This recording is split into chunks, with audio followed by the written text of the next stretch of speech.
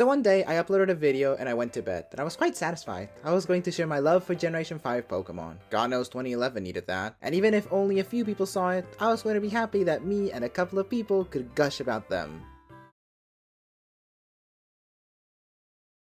What the fuck? Yeah, I don't know how it happened, but suddenly our silly little group welcomed 1,000 new members. Huh? It's been like a month now, and I do not know how that happened. But I'm happy for all of you. Let me just fit you right in. But with many new people, we have a community feed. And what a better way to do that than with a Q&A. I asked you guys, and some of you guys delivered. Plus, I also thought it would be a good moment to perhaps read some comments in some of my videos to try to explain myself and to keep the chill vibe going. Let's do it as I draw another Pokemon.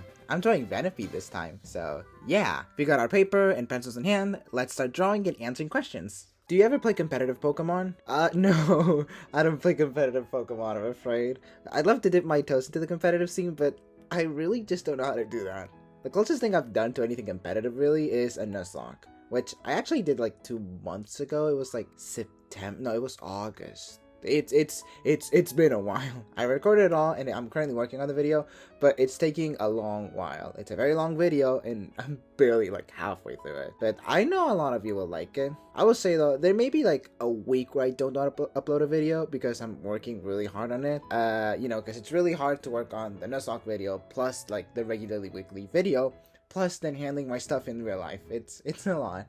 So I ask for your patience, and I promise the video will be out hopefully sometime soon, which is why I kind of tend to release these videos where I'm like drawing and I'm just kind of like talking. It makes like, it lets me take the week easy because, you know, they're much easier to edit and it's not much of a hassle, and it really is just me kind of like, I just take one day off where I just draw, and I really like drawing, and I just answer questions, and it's really easy for me. So yeah, but they won't be a regular thing, like it won't be a monthly thing. I mean, unless you guys like it. Then in that case, like, I'll make more drawing videos. But yeah, thanks for understanding, and I'm sorry in advance if I do not upload 1 week. I'm sorry. But I promise, the Nuzlocke video is really cool. Have you ever dabbled in TCG much? If so, what are some of your favorite cards? Actually, thanks to the new TCG game that was released for the phones, I've finally dipped my toes into TCG. Like, I knew about the cards before, I would see them in stores and everything, but I never really knew how to like play them. Like, I would get them and I would think they're like pretty, but I didn't really do much with it. I think I played it once with one of my siblings,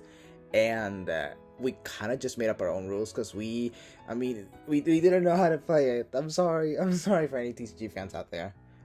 But yeah, with this game I finally did my toes, and I'm still learning, and honestly, I hope it's a pipeline that leads me to something really cool, like exploring the entire lore TCG lore and how to play it and everything about it. I do wish there were people around me in real life that played the game because it would be super fun to play. I've yet to meet someone face to face that actually knows how to play the game. Cards wise, I love the ones that tell a story. There's so much attention to detail, and it shows the Pokemon's personality as or how they would do in regular life.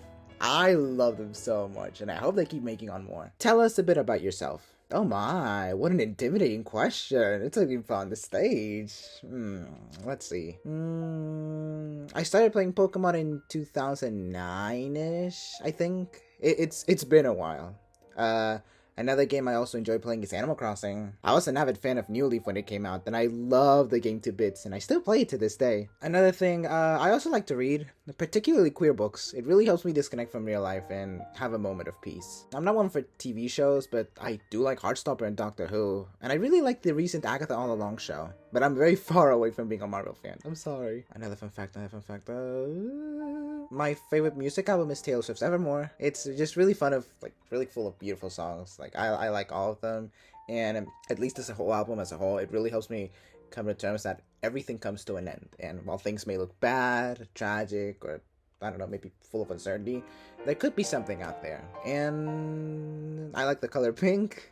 That might come as a surprise. Alright, now I'd like to use this section to mostly clarify a lot of the things that I said or I didn't say in my Unova and Kanto counterpart Pokemon, because I feel like a lot of things I could have explained maybe a little bit more, and some of you guys also made really good points in the comments, so here are a couple of them. So an opinion that I saw a lot of my comments was people were saying that the Clink line should have been the counterpart of the Magnemite line. And the thing is, when I was doing the research for that video, I went with that same headspace. Like, yeah, like, you know, they're very much similar, and, you know, they're much like steel electric based, even if like Clink is not really like electric type, it's just pure steel. They do use a lot of electric type moves, and like that was the headspace that I went with. But also, Magnezone was introduced very much later down the road. It wasn't a Gen 1 Pokemon. So it's not really a Kanto Pokemon. Like if Magnezone was like introduced in Gen 1, like 100% they would have been the counterparts. But one of the main things that I tried doing in my video is having each Pokemon kind of have its own counterpart. Because, you know, like, I guess I could have just done like the 3 in the Clink line and then just 2 in the Magnemite line. But then there would have been 1, in this case Klinklang, that wouldn't have had its own counterpart. Like, it would have been counterpart lines, but the Pokemon specifically wouldn't have a counterpart, which is why a lot of Pokemon were not included in the video, and why I see a lot of comments saying why these Pokemons were not included, and they feel like this, and like, yeah, like, it really makes sense, but at least in the headspace that I was going with, it was for specific Pokemon. So if I want to make another video with like other regions, so I guess I'll just be more clear.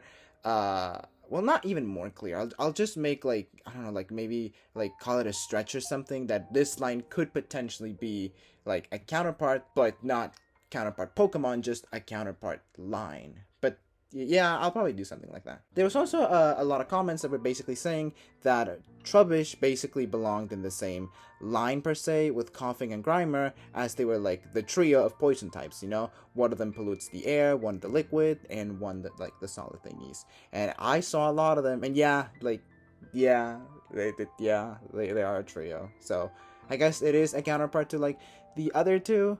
But, you know, like, the pick your poison, still the same joke.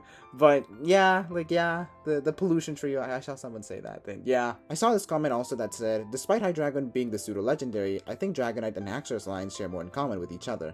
And the thing is, that's what I initially thought, but then I started, like, doing a little bit more research, and, like, yeah, the pseudo-legendary for me was, like, the dead giveaway, but then I started seeing, and not only, like, do Hydreigon and Dragonite have, like, very similar stats, but also they have like the really horrible thing of just evolving way too late. I mean, it makes sense for a pseudo legendary, but I've played Pokemon Black and White, but my game is Black, and I had an Axew, and it evolved pretty much ready for the Elite Four. Whereas, you know, if you find a Dino, you're probably gonna have to grind a lot. You're even gonna be over leveled. Because if I remember correctly, it evolves until, like, the final evolution is until level 64, and I'm like, gosh darn. And it's something similar with Dragonite, so they share a lot of those traits for me, but iconicness, I can see some people matching Dragonite with Haxorus, but at least in my head, and yeah, my opinion, I think Hydreigon and Dragonite share the same thing. But I see the vision of Dragonite and Haxorus being, you know, kind of twins instead of the Hydreigon line. Another comment, I would say Genesect is a counterpart to Mewtwo, since they're both artificially created Pokemon, and they both have the color purple in their designs. See, this one just slipped my mind. I was doing research, and I thought I was over, and it just slipped my mind. Yeah, this one is basically like a match made in heaven, and this is the only Pokemon I wish I could add to the video now. It slipped my mind, but yeah, like, after doing a lot of research, it's like, yeah, they were both basically abused by the evil teams. Yeah, this one slipped my mind, so thank you to this comment. One more comment from this video for today, but I saw a lot of people saying that the Dribble line is more in parallel with the Diglett line than the Sandshrew line. And the thing is, I saw a lot of people agreeing, and I think somebody said something about, I don't know if it's unofficial counterparts by someone, I could be wrong.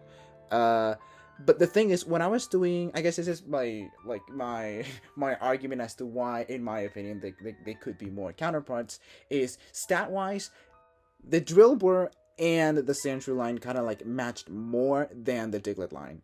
Because the Diglett line, especially when it's a Ductrio, they tend to be more kind of like glass cannons, because they have immense speed, but their defenses are kind of weak.